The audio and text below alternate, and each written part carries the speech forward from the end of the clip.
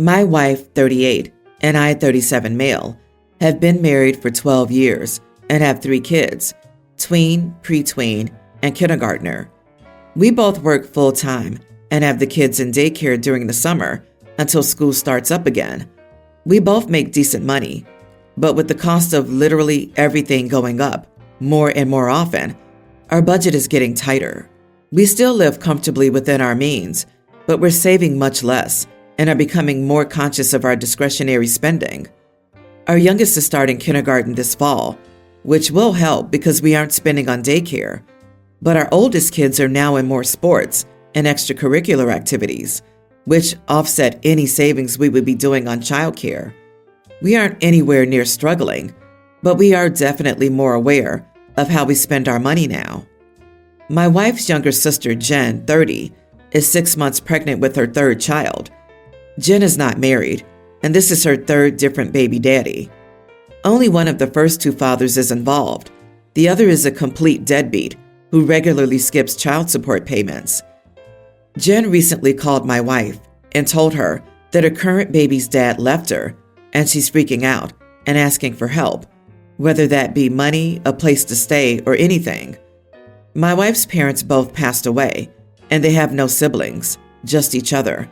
So, obviously, my wife wants to do whatever we can to help, but we don't have the space to house them and don't have a lot of extra money to give them either.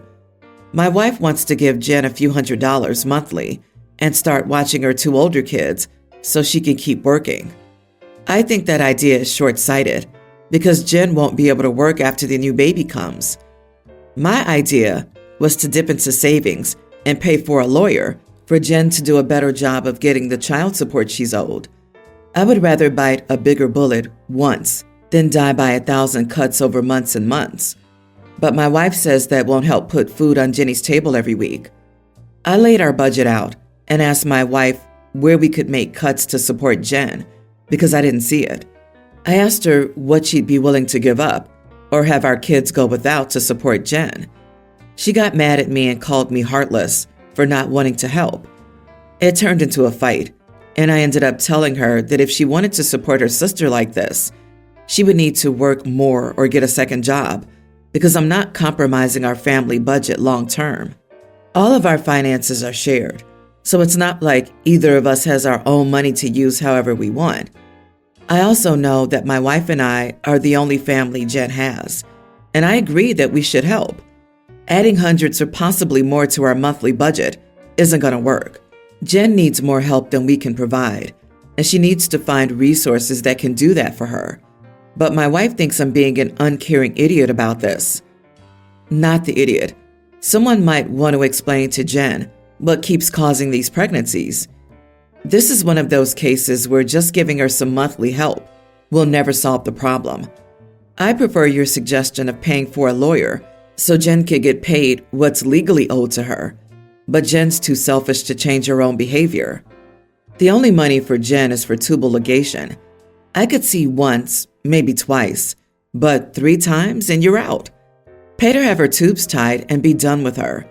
No one helps anyone who continues to make bad decisions, but gets bailed out every time. Also, there's a world of difference between a 20-year-old having a kid when she can't afford it and a 30-year-old doing the same for the 3rd time. Jen should have matured past this crap.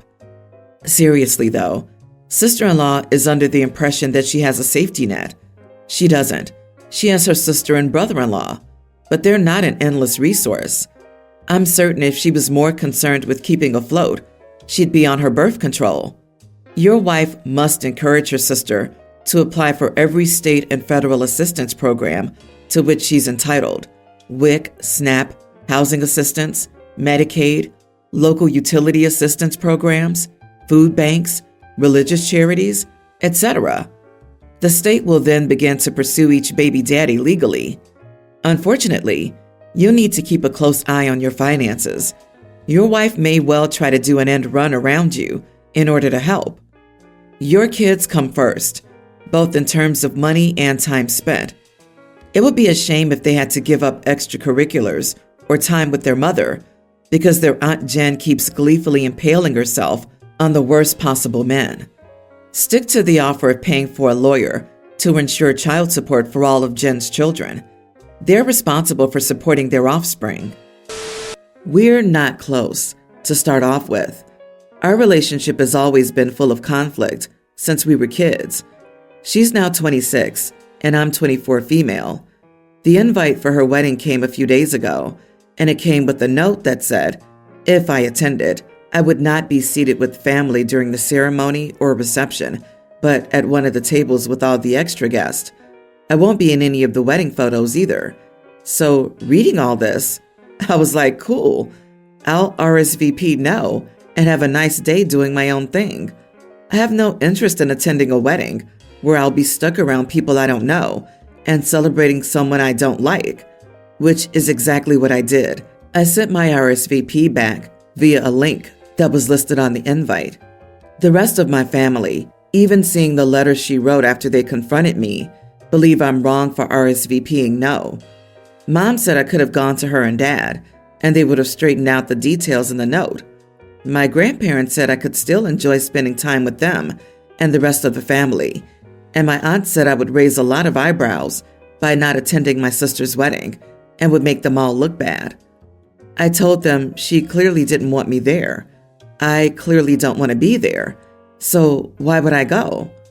They all responded that, as an adult, we all do things we don't want to do, but this is an optional thing, in my opinion.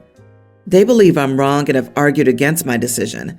They say I should listen to them and think about my actions. Am I the idiot? Not the idiot. Your family fails to process that the invite was passive-aggressive.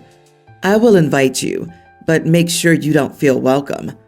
And I'm sorry they seem to think that that was okay for her to do. And yes, as an adult, we all do things we don't want to do. Your family insisting you be made uncomfortable and unwelcome at a family event shouldn't be one of them. Perhaps your sister wouldn't have thought this was okay if they had been better parents and adults. Yes, the sister clearly sent an invitation, but doesn't want to look like the bad guy. I would raise my eyebrows to see the bride's sister shuffled away from the rest of the family like an exile. Close or not, you're still her sister. She sounds quite mean, and if she doesn't even want you in pictures, I wouldn't waste my time on a day to make her feel special. OP, ask them why you're wrong. The answer will be some variation of, because she's your family, in which case she's already given you the perfect comeback. If she's not going to treat you like family, why should you be expected to act like family? Honestly, the dislike is mutual, and she's probably been pressured into sending the invite in the first place. Either that, or she was hoping to rub it in your face.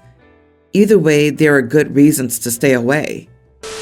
My mom is engaged to Charles, and he and his kids, a young teen male, a female tween, and a younger female tween, moved in with us in February. I, a teen female, am the only one in the household who isn't talking about the wedding nonstop. My mom picked up on this a while ago, and then she overheard me tell my friend I just wanted it to be over and that I wasn't excited for the wedding, so she asked if we could talk. It was a difficult conversation. I told my mom that I wasn't totally happy about the wedding, that it's been difficult for me, with Dad, who died when I was 10, being gone, and some things that have been said. I told her I was so glad she was happy, and I know Charles helped her bring her back to herself. The conversation highlighted that I don't see Charles and his kids as my family, and that I'm unsure if I'll ever consider them that way.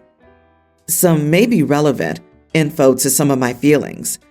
When Charles and his kids first moved in, he took me out for pizza and told me he doesn't want us to be a blended family. He wanted us to just be a family. And he doesn't want to be my stepdad. He wants to be my dad. He said he would do everything he does for his kids and always be there for me. He said we could start trying some dad names for me to call him. I told him I already had a dad, and the sentiment was nice and all, but I was going to be a stepkid. He challenged me on why I could have only one dad and didn't want another one. It was very uncomfortable for me.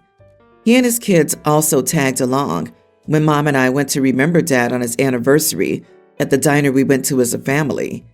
His kids talked nonstop about the wedding, and we didn't actually get to talk about Dad.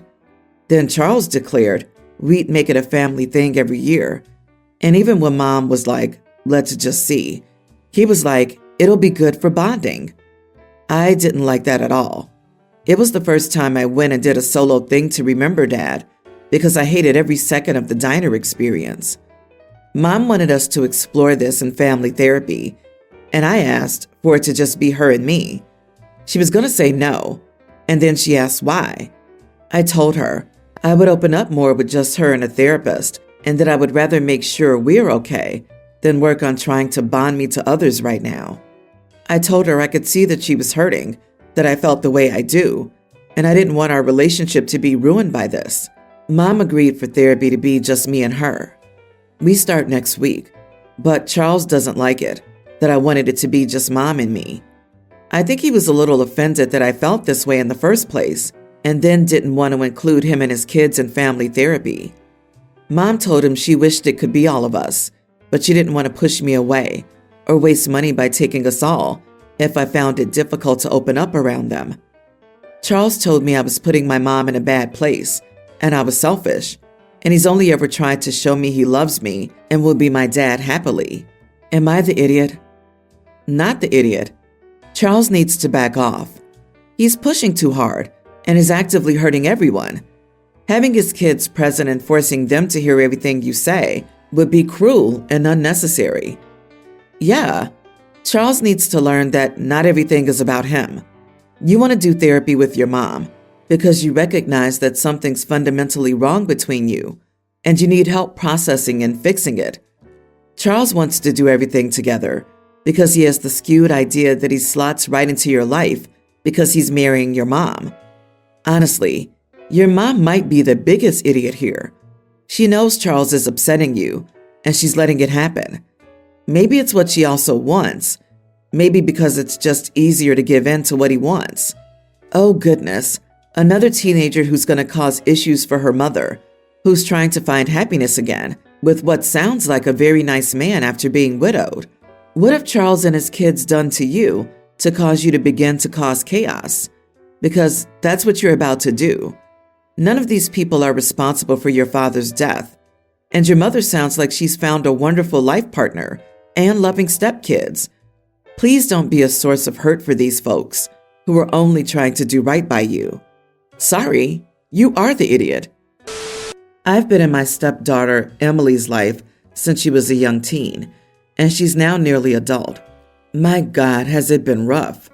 She's with us 50% of the time, and when she first moved in, we had a whole conversation about how to make this as easy for everyone as possible. If I have an issue, I'll talk to my husband, and he handles all the discipline. This is a double-edged sword. She's as sweet as honey when her dad is there. The moment he's gone, she's an idiot. Her favorite thing for her to do at the moment is ruin my food. If I'm cooking, she'll dump salt into the stew or other things. It's so frustrating, and I haven't been able to catch her. My husband knows and asked about it, but he won't discipline her without proof. So I set up a mini camera in the kitchen. Today I made her cake. Her birthday's in a week, but I was going to surprise her before she returned to her mom. I put them in the oven, and she went over, took them out, and dumped a ton of salt on top of it. I threw them out and told her that was her birthday cake, and now she's not getting a cake from me. She tells her father I messed up the cake and won't fix it for her. He came home angry at me, and I showed him the video. He's even now more angry that I filmed the house, even though this has been a problem for a while, and he wouldn't do anything. Everyone's calling me a jerk, and I don't know now. Should I remake the cake? Edit. I seriously thought I was going insane. Every time I made something, it would be wrong. Really, the camera was for my sanity. Not the idiot. You could have handled it better. Serve the cake and show the video simultaneously. I would divorce over this. Father and daughter are not ready for a relationship with another person, which will cost you your sanity. She's nearly an adult. She's too old for this nonsense. Ruining a cake that someone was baking for you, and then whining about the natural consequences of not having a cake, is ridiculous behavior for someone so close to being an adult. Your husband is the idiot encouraging this nonsense. He's free to bake a cake himself if he thinks it's warranted. Turn the camera off and don't lift a finger to cook the next time she's in the house. Feed yourself only. They'll soon get the message. OP, your husband is angry because now he's expected to address an issue. Before, it didn't impact him at all. You got stuck with it. If you didn't have evidence, he could just keep ignoring everything. So of course you'll be angry with the cameras and not the wrongdoing. He literally doesn't care what you have to deal with, as long as it doesn't impact him. If this is how he'll react to evidence of the wrongdoing, I'd be packing up and staying with my family or friends. If he doesn't support or respect you, he's not worth it. And don't remake the cake. That's not your problem. You didn't cause this. Let her make her own replacement cake. About 2 years ago, my 25 female friend Sarah, 29 female, had a strawberry-sized lesion on her thigh, which is about 1 inch, and it turned out to be early-stage skin cancer. All they did back then was excise it under local anesthesia, and they told her it was over, and she doesn't have it anymore. Today I was with her and a mutual friend. Our mutual friend has recurrent abdominal pain, and he will do an exploratory laparotomy to know the cause. He kept talking about how scared he is, and then Sarah came and threw the cancer card. She started talking about how she survived cancer and how it destroyed her life, and he'll be fine, and she understands how he feels, etc. I snapped at her and told her it was misleading to call herself a cancer survivor because what she had back then was almost nothing and just a lesion on her skin. And when people hear the word cancer survivor, they would think about someone who took chemotherapy and almost died because of it. But in her case, it was nothing, just a removal with a small incision in the clinic.